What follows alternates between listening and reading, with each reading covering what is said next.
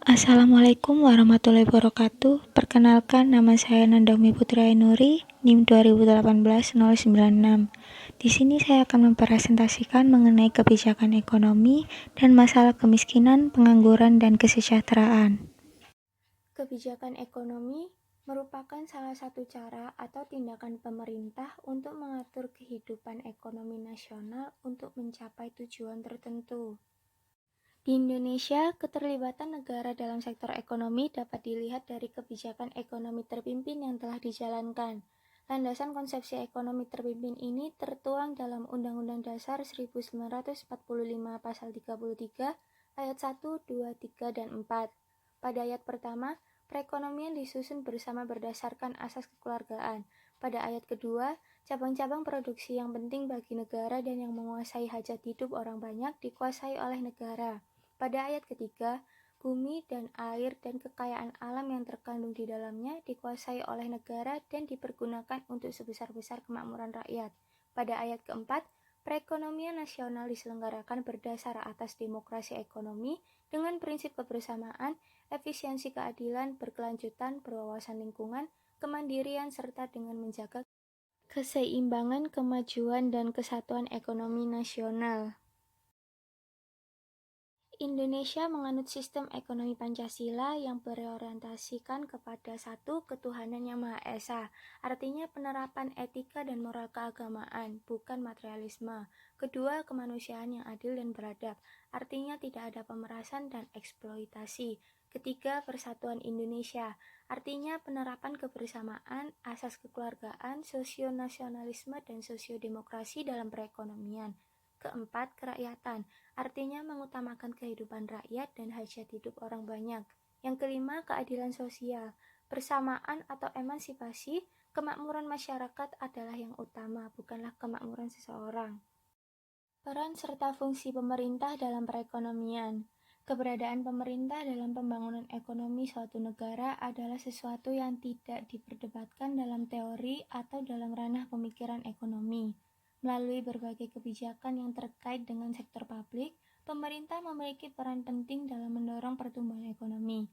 Adam Smith yang dianggap sebagai pendiri ekonomi modern dan pendukung utama mekanisme pasar penuh, pada hakikatnya juga memberikan porsi peran pemerintah dalam perekonomian, walau hanya dalam porsi yang terbatas. Menurut Adam Smith, terdapat 3 fungsi pemerintah.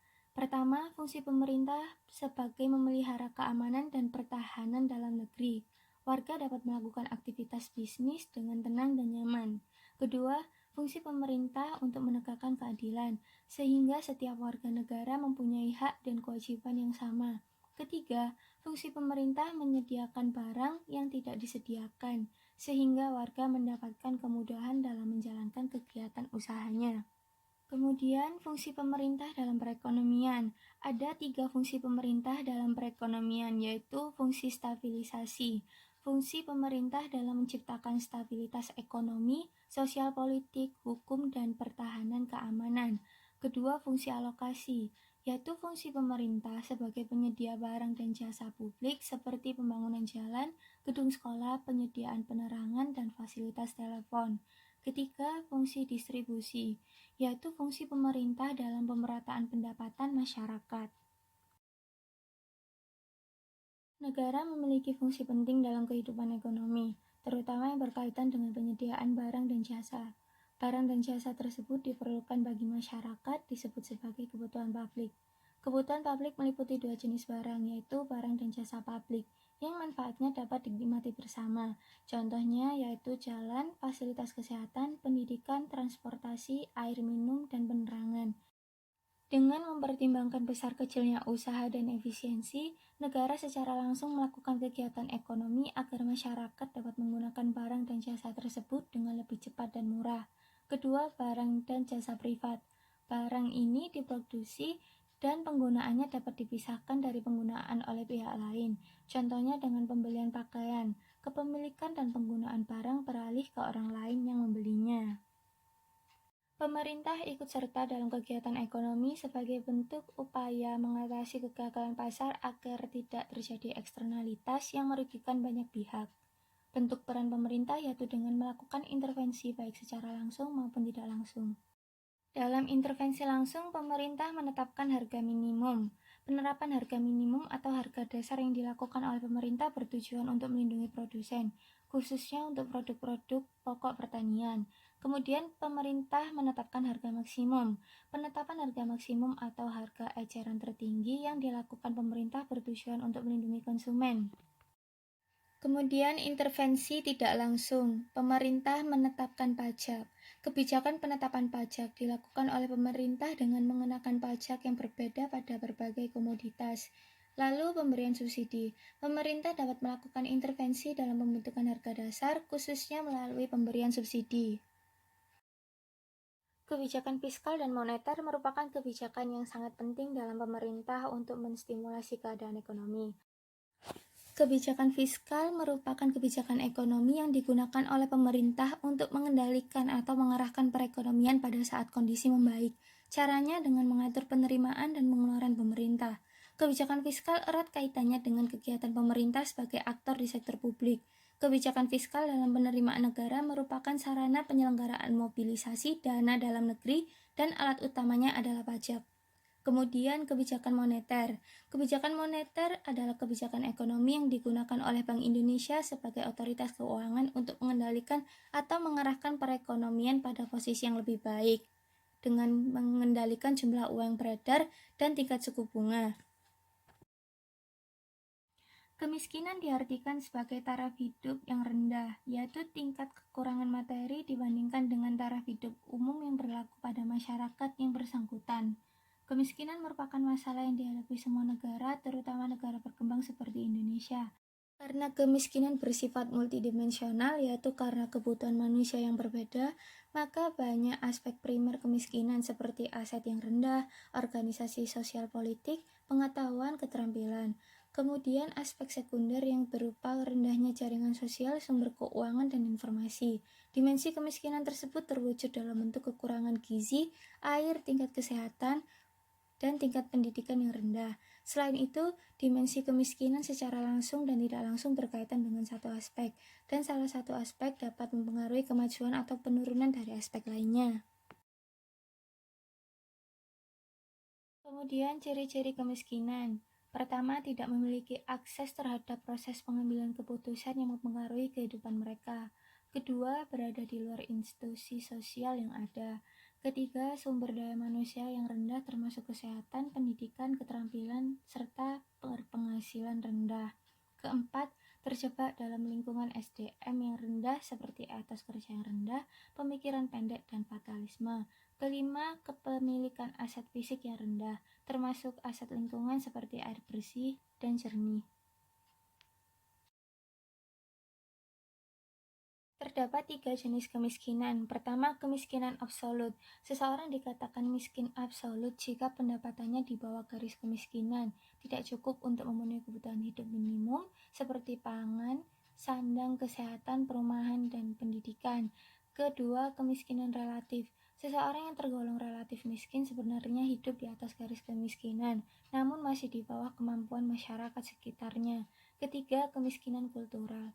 Kemiskinan kultural sangat berkaitan dengan sikap seseorang atau sekelompok orang yang tidak mau berusaha meningkatkan taraf hidupnya, meskipun ada upaya pihak lain untuk membantunya.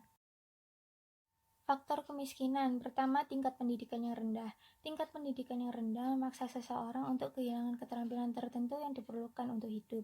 Keterbatasan pendidikan atau keterampilan yang dimiliki seseorang menyebabkan keterbatasan kemampuan seseorang untuk memasuki dunia kerja. Kedua, malas bekerja. Sikap malas ini membuat seseorang acuh tak acuh, serta tidak bergairah dalam bekerja. Ketiga, kurangnya lapangan pekerjaan. Kesempatan kerja yang terbatas akan membawa kemiskinan bagi masyarakat. Lalu sumber daya alam yang terbatas. Masyarakat akan jatuh miskin jika sumber daya alamnya tidak lagi bermanfaat bagi kehidupan mereka. Kemudian modal terbatas. Seseorang harus mampu menciptakan lapangan kerja baru, padahal hal ini sangat tidak mungkin bagi masyarakat miskin karena keterbatasan modal dan keterampilan. Lalu beban keluarga. Seseorang yang memiliki banyak anggota keluarga, jika tidak diimbangi dengan upaya peningkatan pendapatan, akan mengakibatkan kemiskinan. Berikutnya, masalah pengangguran. Pengangguran merupakan masalah utama di banyak negara. Ketika kita berbicara tentang pengangguran, yang kita maksud bukan hanya masalah sosial, tetapi juga masalah ekonomi. Karena pengangguran tidak hanya menimbulkan masalah sosial, tetapi juga mempengaruhi pertumbuhan ekonomi di suatu negara, terutama di negara yang berkembang seperti Indonesia. Pengangguran selalu menjadi masalah yang sulit semua negara. Hal ini disebabkan karena pertambahan penduduk akan meningkatkan jumlah pencari kerja, dan pada saat yang sama, angkatan kerja semakin meningkat. Jika angkatan kerja tidak dapat memasuki pasar tenaga kerja, maka akan dianggap menganggur. Dampak pengangguran. Pertama, pengangguran dapat mencegah orang meningkatkan tingkat keberhasilan mereka dikarenakan pengangguran menyebabkan masyarakat berpenghasilan lebih rendah. Dengan demikian, kekayaan masyarakat akan berkurang. Kedua, pengangguran mengurangi penerimaan pajak negara dikarenakan pengangguran yang tinggi menyebabkan aktivitas ekonomi rendah dan pendapatan rendah. Akibatnya, pajak pada masyarakat berkurang. Ketika penerimaan pajak berkurang, jumlah uang yang dialokasikan untuk kegiatan ekonomi pemerintah juga berkurang, yang menyebabkan perlambatan dalam kegiatan pembangunan. Kemudian, pengangguran menghambat pertumbuhan ekonomi. Pengangguran mengurangi daya beli penduduk dan mengurangi pemerintah akan produk. Situasi ini tidak mendorong investor atau pengusaha menciptakan bisnis baru. Dalam uraian pasal 33 Undang-Undang Dasar 1945 selalu ditegaskan bahwa pasal ini memuat politik ekonomi untuk mencapai kemakmuran rakyat. Kemakmuran ini tidak lebih dari sekedar mampu memenuhi kebutuhan dasar, tetapi dalam upaya meningkatkan kemakmuran rakyat yang sebesar-besarnya, yang ditekankan dalam peningkatan kemakmuran masyarakat umum, bukan kemakmuran individu. Suatu negara dalam menciptakan kemakmuran tidak terbatas pada kelompok tertentu dalam masyarakat, tetapi berlaku untuk semua warga negara. Demokrasi dan kesejahteraan. Hubungan antara demokrasi dan kesejahteraan bukanlah sebab akibat, melainkan non-linier bersyarat, yang melibatkan banyak faktor seperti pengalaman sejarah, basis sosial, struktur masyarakat, pendidikan kependudukan, penegakan hukum, stabilitas atau fleksibilitas institusi politik. Jika prasyarat dasar tidak terpenuhi, demokrasi akan menyebabkan stagnasi ekonomi, bahkan bencana sosial. Argumen lama yang dikemukakan oleh S.M. Lipset juga logis, bahwa demokrasi hanya dapat berkembang bila didukung oleh warga negara dengan pendidikan yang memadai dan kelas menengah yang kuat dan mandiri. Fakta itu didasarkan pada asumsi berikut. Semakin tinggi pendidikan seseorang, semakin besar kemungkinan dia untuk percaya pada nilai-nilai demokrasi dan mendukung proses demokrasi. Kemudian demokrasi pembangunan sosial. Pembangunan kesejahteraan sosial dapat dipahami melalui pendekatan teoritis konseptual atau pembangunan sosial yang berpusat pada rakyat dan yudiris konseptual yaitu pembangunan kesejahteraan rakyat. Secara konseptual, pembangunan kesejahteraan sosial berakar pada pembangunan sosial yang berpusat kepada rakyat. Dalam konteks pembangunan nasional, pembangunan kesejahteraan sosial merupakan bagian integral dari pembangunan kesejahteraan rakyat. Pembangunan kesejahteraan rakyat sejalan dengan konsep pembangunan sosial yang dalam literatur mencakup pembangunan di dalam bidang kesehatan, pendidikan, dan perumahan. Kesejahteraan sosial merupakan tujuan dan syarat sebagai buah pembangunan, maka tidak heran jika kesejahteraan sosial menjadi tolak ukur kemajuan suatu bangsa. Berdasarkan Undang-Undang Republik Indonesia Nomor 11 Tahun 2009 bahwa kesejahteraan sosial adalah kondisi terpenuhinya kebutuhan material, spiritual, dan sosial warga negara agar dapat hidup layak dan mampu mengembangkan diri. Kesimpulannya yaitu kebijakan ekonomi memiliki dampak besar pada implementasi pembangunan utama, seperti pengentasan kemiskinan dan perbaikan kualitas hidup. Dengan adanya kebijakan ekonomi, pemerintah memiliki peran yang sangat penting untuk meningkatkan keadaan ekonomi di suatu negara. Dengan adanya pemerintah beserta implementasi yang terkait, maka kebijakan ekonomi diharapkan dapat memberikan hasil atau efek yang lebih baik untuk peningkatan kesejahteraan masyarakat di periode selanjutnya. Sekian presentasi dari saya. Maaf apabila terdapat salah kata. Wassalamualaikum warahmatullahi wabarakatuh.